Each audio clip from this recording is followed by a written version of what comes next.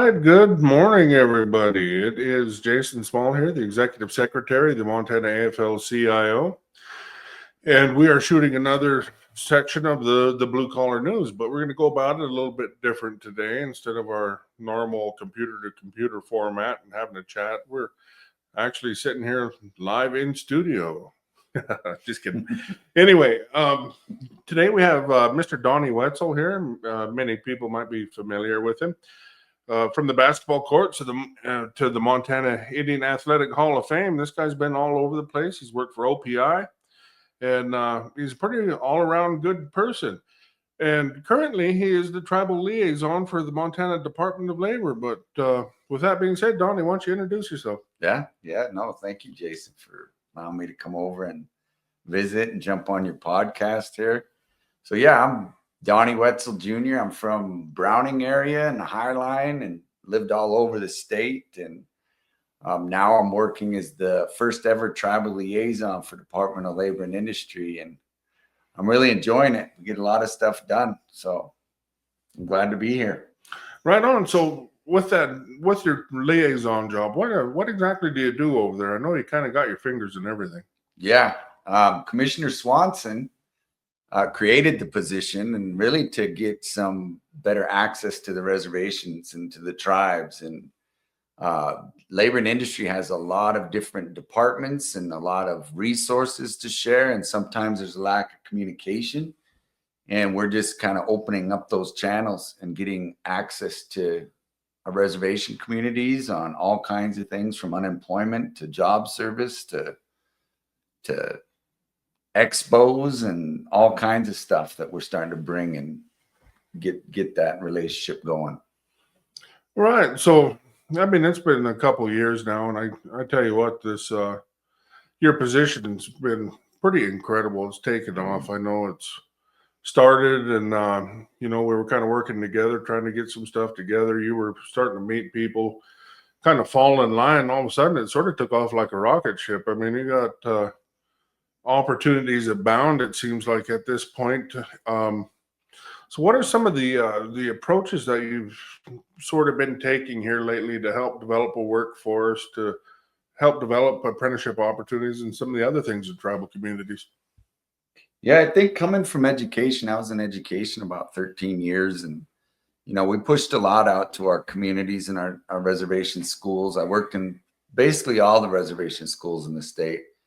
And we often don't ever talk about the trades and our school system. So I myself I didn't know a lot about the trades, and I was always pushing higher ed, which is great for those who want to do it. But I didn't realize all these other opportunities for those who may not want to go to college. And so I think coming into this work, the whole idea is to get our young people to find their purpose, live longer, healthier lives in a way. And this trades industry, I mean, I couldn't believe some of the access. And then that's like meeting with you guys and coming to your guys' meeting, and then meeting with the tribal employment rights officers, the tarot directors. I had a couple of those, Gibby Reset, Nancy Bushi out of Fort Belknap, Gibby's from Chippewa Cree. They took me under their wing in a way, and I really like the direct focus of it. Let's get out and work. There isn't a lot of bureaucracy when it comes down to just get out there and work. And I really enjoy working with the tarot directors. We get a lot done there, and I've learned a lot from them. Yeah, I'd like to maybe explain a little more how it came about. What were some of the issues that the tribes and tarot were having, and with contractors or with training or whatnot? I mean, we're geographically segregated areas, so it's pretty difficult to get good training to even begin to establish a workforce. But what was the push? Why have the tarot directors been so proactive in problem solving and cooperating and participating with you? I think we just give them access to certain things, and we've shined a light on what they do. And I don't think that's often the case with some of those out there developing the workforce. So just making sure that they understand that the state offers the same services to everybody, and the tribes included, that we can bring protection or education or, you know, any kind of supports that they need, and just opening up those communication channels is the biggest thing. So each tribe's different.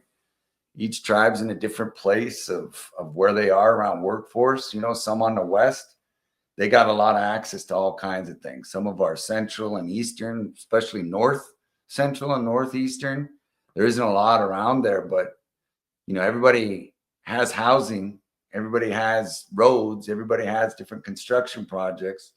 So it's really just listening to them telling us what they need. And in my position, me trying to find out how to help it, how to answer their call when they do call. And they call a lot more now, and I go out to them a lot more. And of course, we run through protocol, and we always keep the tribal councils involved and, you know, updated. So a lot of good things happening. Right. Well, so you brought up, you know, the differences in the reservations themselves. I mean, there's what, 7 of them, and each one of them is its own geographical entity. There's no 2 that are exactly alike, and it's tough. It's kind of like anything else you do. I mean, you can't legislate one for all and things like that, right? So I think we tend to forget that even though there are similarities between the masses, there are some pretty huge individual differences also. I know I get quite a few calls here in the office when contractors are trying to go to work on a reservation, and they don't even know where to begin. You know, well, where do we start? Do we actually have to talk to this TERO place?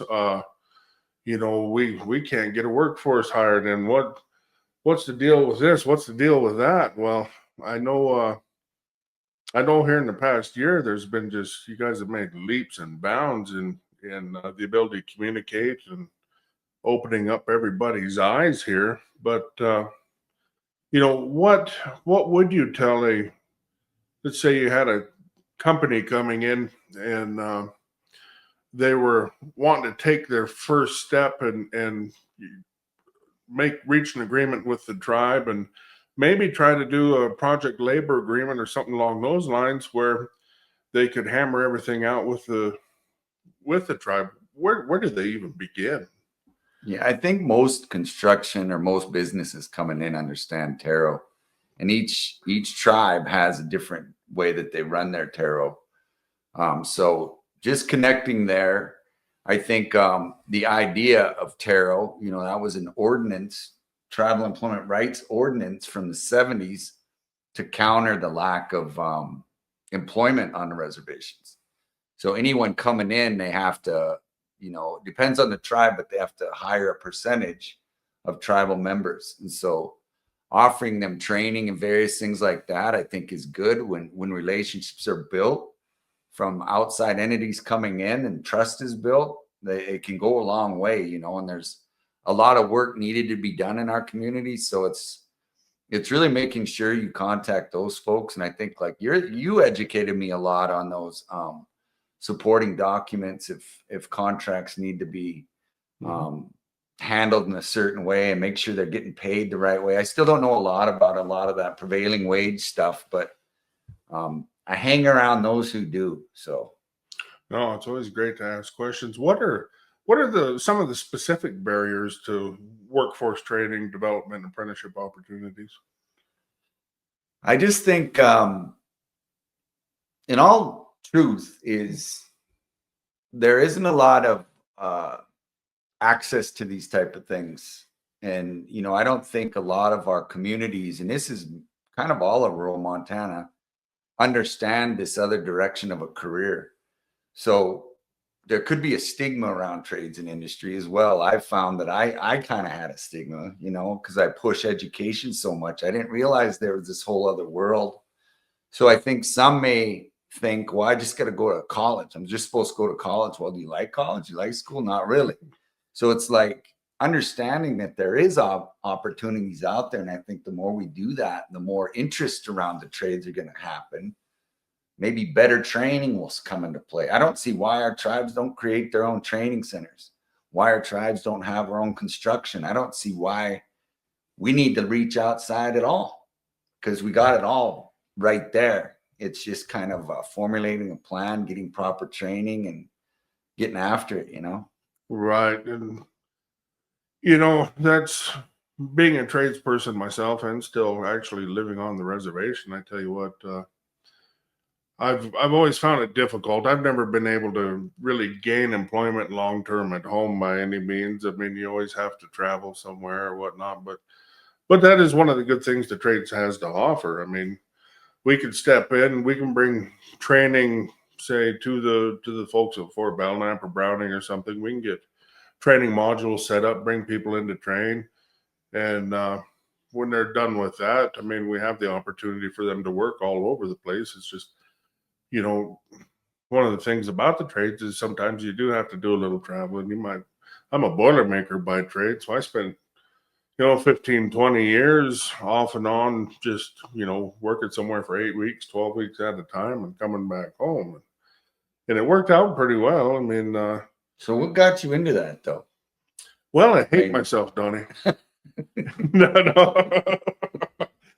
One of the things with, everybody wants to be prosperous, right? And I'm sort of one of those individuals that I don't like being in the same spot every day all the time. And it kind of drives me nuts. So that sort of work was right up my alley. My mother, she was a union coal miner, and she spent 3 decades or so working the coal mines. Well, actually a little over that even, but so I kind of grew up in a union environment, coal, right in the middle of coal country. And I knew I wanted to do something, but I knew I didn't want to go to work in the same place every day. Also, I don't know what kind of disorder that is, but so for me, when I found out about boiler making in particular, because I was in the Colster area and there were some boiler makers around, and I learned what that was about. That was kind of right up my alley, and I really I like working 8, 10, 12 weeks at a spot and coming home for a bit and then getting all moneyed up and hitting another job. And that's now, I mean, 25 years later, I look back and I think, some of that was just the greatest opportunity I ever had. But one thing too, you get a little older, you kind of age out. I don't necessarily want to be traveling around and moving from town to town every 8 weeks now, but it's all about opportunities with these union trades. The pensions, the annuities are great. You put your time in, you put your hours in, and at the end of the day, you really got something to show for it. I mean, you can, the whole time you're working, you have good health insurance. There's just so many pluses, and it's easy. I mean, let's face it. I mean, you could take an 18-year-old kid and put him in an apprenticeship, and there's no expense in the union apprenticeships. The kids don't incur any expense. We pay for all the training, put them up in hotels if they got to be in town or somewhere. They're on the job site. We have journeymen watching after them all the time, teaching them more about whatever trade or craft they get into. And you can work. It's long term. I mean, they're going to start an apprenticeship. They're going to work until the local projects wrap up before they ever have to do anything. They'll make $1 million in the trades before these jobs dry up and they ever have to even leave. And that's the kind of opportunities that they don't come about often, but they do come about. And that's kind of what the trades are about, is, making good money and making a living. Yeah. So I went down to the Anaconda Job Corps. And I never knew anything about any of these things, and took a tour of the facility, and I didn't know nothing about that. Like 80 some beds that people just stay there. There's a heavy equipment, there's carpentry, there's welding, there's finishing trades, and there's young people, culinary, and they don't charge down there either. If you want to go there, I know some of it might be for various reasons they end up there, but I think it's really changing a new leaf on, no, everybody come down, get a trade. And you hit on something that, my daughter graduated last year, valedictorian.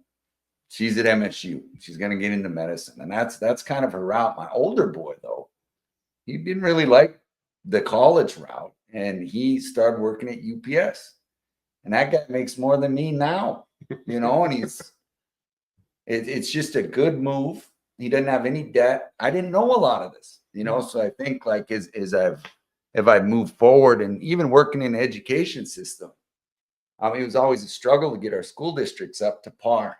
And sometimes I don't think that we're preparing our youth for college very well. And we try. I mean, we try a lot, but we're, like you said, rural. We're out in the middle of nowhere. Some teachers have never been to a reservation, and that can be a culture shock.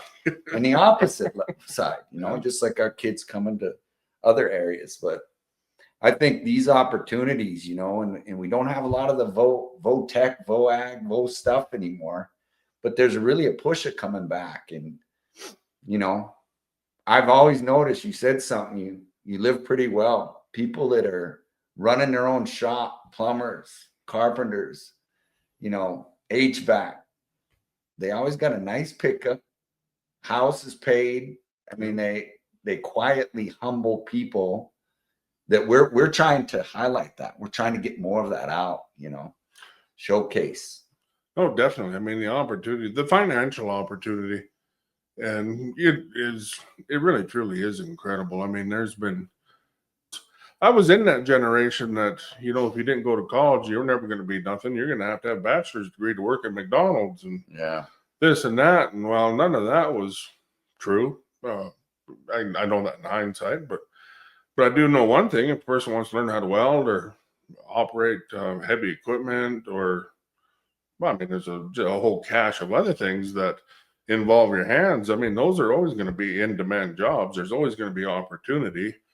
If I was traveling cross country and my car broke down in some little town, I mean, there's a pretty good shot that I could walk over to a welding shop and get a job for a day or two, even. Yeah. But and AI ain't really going to take these. No, it's going to be pretty difficult. Pretty difficult. Yeah, we got to get on top of that legislatively here. Coming from our standpoint, the AFL-CIO and kind of the broader labor movement, how could we engage a little better with the work you're doing? Or do you see opportunities where we could come in and make a bigger difference or a larger impact than we already do? Yeah, I think you've taken part of our roundtables. We have these tarot roundtables, and it's really bringing as many of the players as possible to just come sit around the table and visit and share resources and share opportunities. And I think you guys have been able to pop in quite a bit. And I think it's led to a few pretty cool things like that MC3 program. Mm-hmm. And some of our tribal colleges are starting to really kind of lean in the trades, and, you know, kind of like this connection to other things outside of the educational realm. It's starting to happen. And I think the more we have people kind of collaborating, sharing resources for what we got, you know, because that has to happen nowadays. We got a lot of people need help and support. So I think the more we get around a table and figure out ways to work, the better. So that, you know, we have quarterly meetings for tarot, and in a lot of ways they run it. You know, we even with DLI, you know, I got a budget now, but, you know, we split costs on these roundtables, you know, and I think the respect that we show those out there doing the work really pays off, and they enjoy coming together. We've brought together all the tarot offices on each reservation. You know, if they want to or not, you know, it's up to them, but everyone has showed up and they communicate together now. And I understand the tribes never really did communicate like that. So they're sharing solid businesses to work with, and maybe some that you shouldn't. They have communication channels, you know, so like things pop up. And, you know, I think you were helping with some of that prevailing wage and making sure things are good there, and just everyone kind of comes up with their own skills and resources to share. So I think it's just open these communication channels, you know, really. Oh, exactly. And I do have to share the story on why project labor agreements are just absolutely needed. We had one of the very first meetings. One of the Taro folks from one of the southeastern tribes over here. They were in an absolute conundrum. They had hired a contractor in, and Taro had reached an agreement kind of with this individual contractor, right? And anyway, they sort of upheld their end. They were hiring tribal employees. They were hiring tribal people as employees and putting them to work. But one of the things that nobody had thought about and even thought they're looking at was a lot of these tribal people they were employing, they were hiring them as subcontractors. So instead of the getting the $30 an hour prevailing rate they were supposed to be getting, they were paying them about $10. So that just goes to show you the importance of project labor agreements and why actually the state should be using them, and the tribe should all be using project labor agreements as they go forward. Yeah. I still laugh about that every time I think about it. So you've spent a long time. I mean, we kind of touched it, the intro there with Indian Athletic Hall of Fame. I know you put that together, and you're just a voice across Indian country all the time for advocating for sports, athletics, and for kids that are trying to excel and stuff. I know. What was the name of your old program you had where you took the young kids and kind of polished them up? And I really liked that. Yeah, we just did the youth conferences and things. You know, we taught them how to be strong leaders. Yeah, that you've done some spectacular work. So as far as the sport connection goes, how do you incorporate that into what you're doing now? Do you have any cross reference there? Yeah, I mean, I think I've worked in all these different areas. I worked for the tribal leaders for a long time, and for those in Montana, for those in Indian country, one of our most brightest spots is our athletics. Even if a community is down and out, when it's today's basketball opening tryouts today, and there's a happiness flowing around the Indian country right now. Everyone's excited. Kids are showing up to school, so there's this energy that sports brings to our people. And I've always felt it's tied to our traditional way of being as providers, protectors, warriors from way back when. So I think I'll always push the idea because my father was like that. And my dad and I created the Hall of Fame. It was really his brainchild, so how do we use this discipline and this determination and this goal setting that we have in sports and everything else we do is kind of the direction that I go. A young man that I worked with in Hayes Lodgepole, tough football player, tough basketball player, didn't like school that much. He was good at it enough, but he liked to get out and about and get dirty and get after it. And we have a Workforce Warriors program. It's an initiative that we're starting. It'll be tied to the 406 jobs. But we've identified these young people who've started their own business. He started his own construction. He uses the same discipline that he did athletically. Now, people can say what they want, but when it comes to sports in our communities, kids show up at 6 a.m. You know what I'm saying? Sure. Where else do we have that kind of a discipline? If you're out there, the thing I like about Workforce Warriors is they're very self-driven people. Just like you are if you're playing ball. You better be working in the off season. You better be getting after it, putting in time. All that stuff, goes back to the cultural idea of self-actualization. You want to become the best person that you can be to be able to provide and protect and take care of things, handle your children, handle your wife or your spouse or your husband. And I think, we could talk a long time. You see it on the court, you see it in cross country, you see this excellence. Well, we can carry that in whatever direction we want. You just got to have those discussions. You got to have those talks. You got to meet them where they are and say, hey, here's a route to go. Here's another route to go. And if they grab onto it, you can say, okay, you got to be disciplined. You got to get after it. So I think that's like, I know you were an athlete. You had to have your own battery. You had to run your own focused and drive. Nobody can create that. So like that's what I like about this new work. There's always an outcome that kids can really see. We want to start to highlight that more with this Workforce Warriors.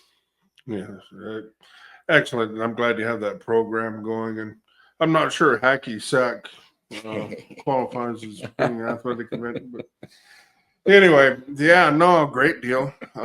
Great deal. I'm glad you're kind of helping the kids to draw that line there and connect in that level, because that's been extremely important. One thing I'll say is I do have to give credit where credit is due, Donnie. The Montana Department of Labor has really been so proactive. This has been interesting to watch, because it's the first time, to the best of my knowledge, well, I'm positive it's the first time that something like this has been implemented, and the results, they're absolutely out there already. And if this is something that's kept up on the long term, it is going to make the difference. I mean, just being able to connect people here lately. I mean, we've, as far as the tradescrafts go, I know we're doing, the operating engineers are doing a CDL training on the Northern Cheyenne. I know the iron workers, they've dragged their mobile training units over to CSKT and done welding training courses. And I know some of the other crafts have reached out. So there's the opportunity abounds, and I'm glad there's finally some glue there that's right in the center, making stuff sort of stick together. Oh yeah. Yeah. Well, Commissioner Sarah Swanson, she's a business woman by trade, and you can tell, I've been in bureaucracy for a while and it ain't like that with her. She's a Highliner too. Us Highliners have a different way of being. So I connected right there, and she really has allowed me to cut loose and do things in a certain way. And she's front and center the whole time. So yeah, I think we're leading a pretty strong movement on how to work with tribes. Oh, it's been great. Is there anything you think that we sort of haven't really touched on? I mean, we can go into any subject. I mean, how about those 30-year-old high school basketball players back in the day, or No, I think we're hitting pretty much on everything. But yeah, I can't thank you enough and your team enough for letting me in. I remember the first time I went into your guys' meeting, there was so much F-bombing, I just felt right at home. So I was like, yes. But no, we'll just continue to see where this goes and do good things. Right on. Well, we appreciate it, and thanks for showing up today. And other thing, anybody out there listening, feel free to reach out if you have questions or want to talk to somebody. And one of the things we did forget to highlight, Donnie, I know there's you've done quite a few job fairs and whatnot lately. I do believe you have a meeting coming up here in Billings a few weeks or next month or something. Yeah, December. Right, and it would be okay if, say, some of the folks watching, some of the crafts or trades would. I'm sure it would be all right if they showed up to the meeting and. Oh yeah. Started. We'd love it. Yeah, exactly. So, with that being said, that's an open invite from the man himself to show up and participate, and let's help tap this workforce that we have hidden in the state that nobody utilizes. In these job expos too. Oh, there you go. We'll love to have anyone show up to that. Every tribe is going to do that. Every tribe. And it's basically just a career fair on steroids. So there's going to be about 6 more still. Yeah, pretty much. The tribes will be planning those out probably in the spring, maybe some next fall. But we had a big one in Fort Belknap, and about 400 or 500 students ran through there. We had about 60 employers show up, and it was all hands on. Right. It was all hands on. And I guarantee you that was the first time a lot of them kids seen any of that. Totally. Yeah. Let's expose them to the opportunities they have with us, and let's get them moving a little younger so they do know there's opportunities out there. Yeah. Perfect. All right. Well, I'll bid adieu, and we'll catch you later. All right. Thank you.